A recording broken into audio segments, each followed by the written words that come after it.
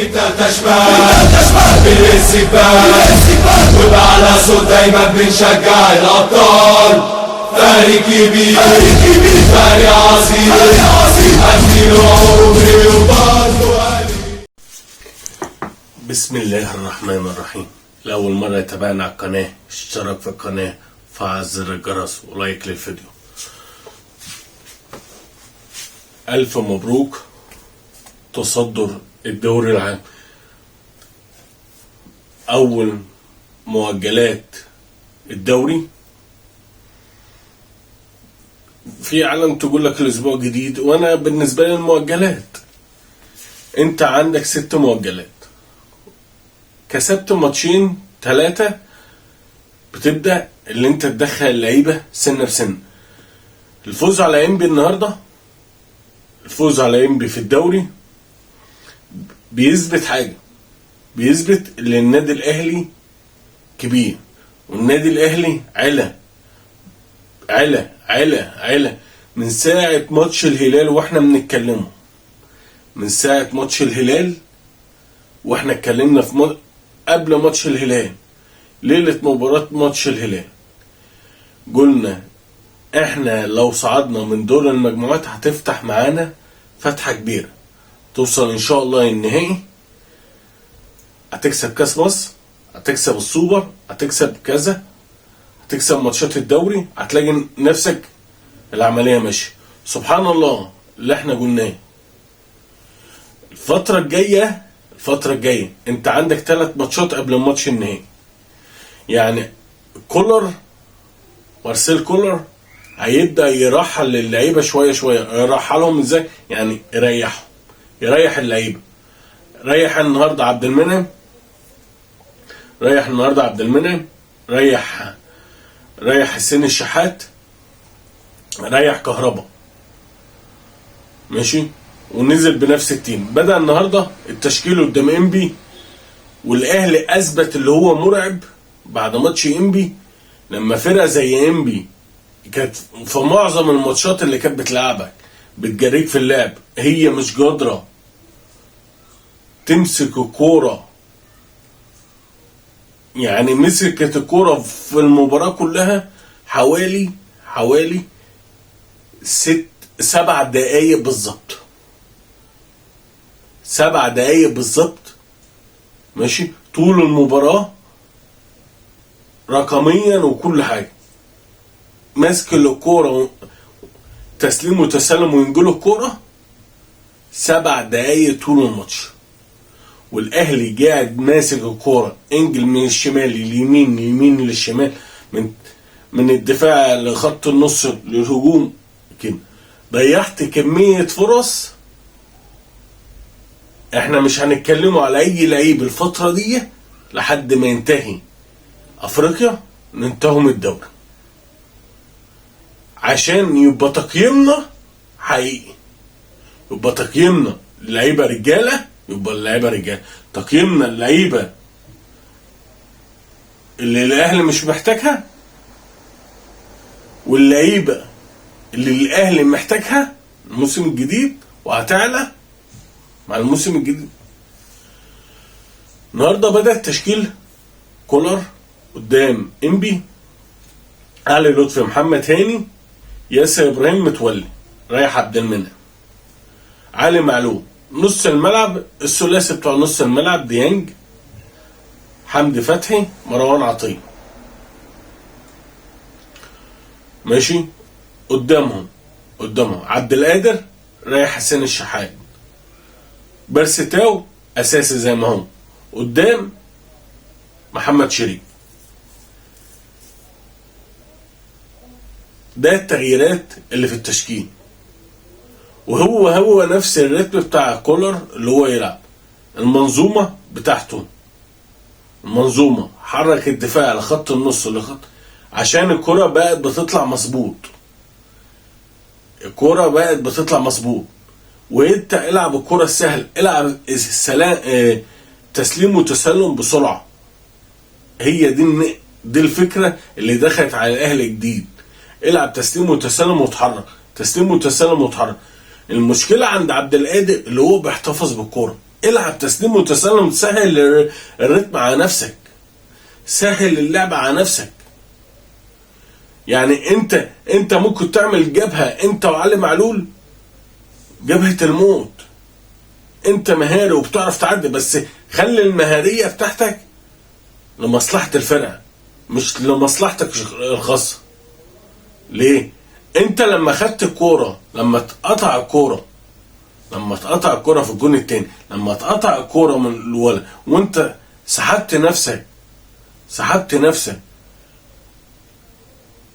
قدام، انت خدت التفكير بسرعة، شوط. انت ساعات بتروح، انت لو كنت فكرت كذا تفكير كنت هتروح تعدي الكرة اتقطعت، خلاص الهجمة وقفت. زي ما اتعملت الشوط الثاني، انت هجمة برضو نفس النظام. انت لولا التفكير بسرعة، التفكير بيخش مرتين، عملتها مرة واحدة نفعت معاك لما فكرت تفكير واحد. هي دي الميزة، والمشكلة كانت عند عبد القادر. بيرسي تاو تحركاته هو محمد هاني وولدهم معاهم ديانج كان الشكل ممتاز. حمدي فتحي تحركات في الجبهة الهجومية ناحية علي معلول، وكان عبد القادر بيخش في النص، كان محمد شريف بينزل مكان عبد القادر كان بيخش، حمدي فتحي كان مثلثات شكلها حلو. هي دي اداء الاهلي بقى مرعب. مش هتقول لي انت متبالغ، لا ما ببالغش. الماتشات اللي فاتت بينت كده، شكل الاهلي مبين كده. الاهلي لما بيكون عايز ينزل يكسب مباراة بينزل يكسبها، ما بيخافش. الفكرة اتغيرت غير قبل ماتش القطن. الاهلي من بعد ماتش القطن وانت جاي، لا، الاهداف التصاعدي، والاهلي عايز يكسب بسكور بيكسب، عايز يكسب بأداء ونتيجة بيكسب. هي دي الميزة اللي كان كولر غيرها في اللعيبة وسيستم اللعيبة. مباراة انبي ومباراة الترجي، في ميزة في كولر، انا حسيت الفكرة متكررة، بتيجي من الدقيقة 60 لحد 70. لعيبة الاهلي بتمسك الكورة، نجل، تسليم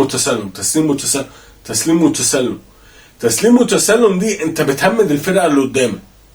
ليه؟ عشان انت عندك 3-4 عناصر، اول اللعبة بتاعتهم البينية بتاعتهم كسرت الدفاع، عشان كده بيخافوا يطلعوا ضغط سريع عليه. هي دي الميزة بتاعت كولر اللي هو غيرها في النادي الاهلي. ونادي انبي اول ما لقى تسليم وتسلم بعيد عن ال 18، هو قاعد يجري ورا الكوره. انت ما تهمتش نفسك، انت حرك الكوره، خلي الكوره هي اللي تتحرك.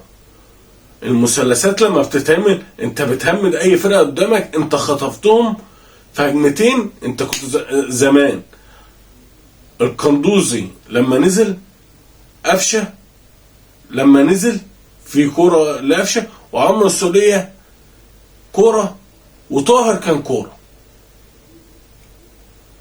هي الفكره اللي انت كل اللي بينزل بيقدم نفس الفكره.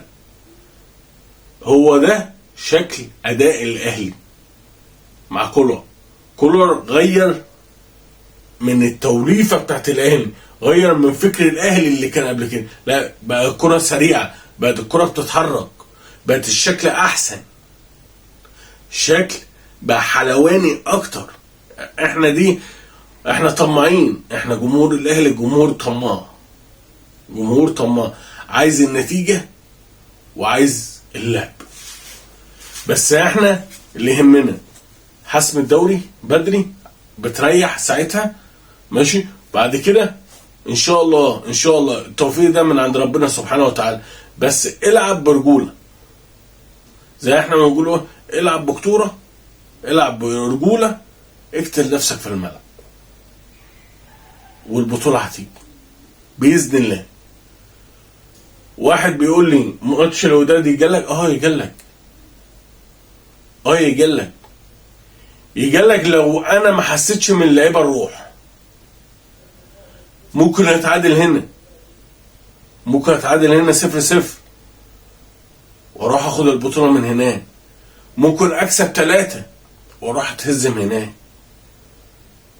الميزه اللي احنا نلعبه برجوله. انا ما ضمنتش البطوله، انا ضمنت اللي انا بخلص الماتشات بتاعت الدوري الاول وبعد كده اركز في ماتش البطوله، ماتش افريقيا، عشان يبقى كلها تجهيز لماتش الوداد.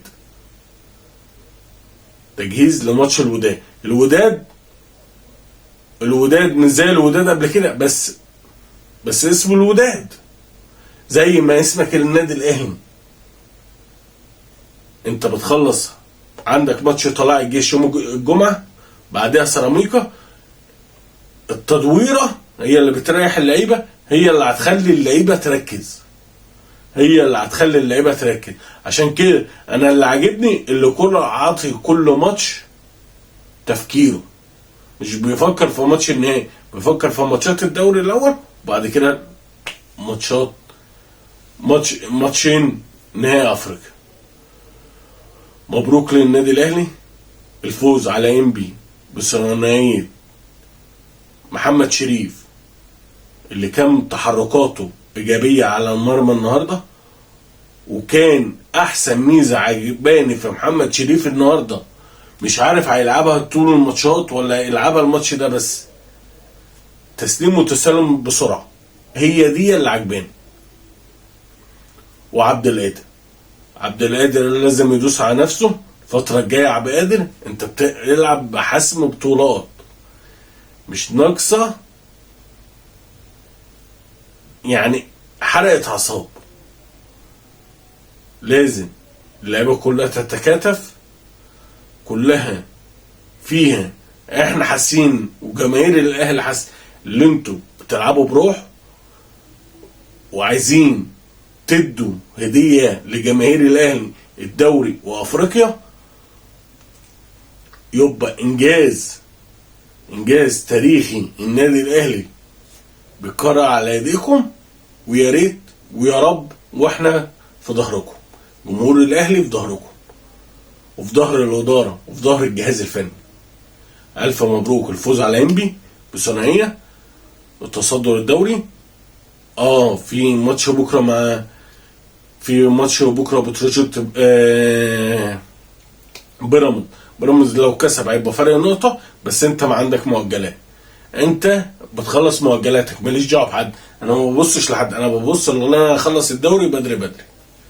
الف مبروك لكل جمهور الاهلي واللعيبه والجهاز الفني، والسلام عليكم ورحمه الله وبركاته.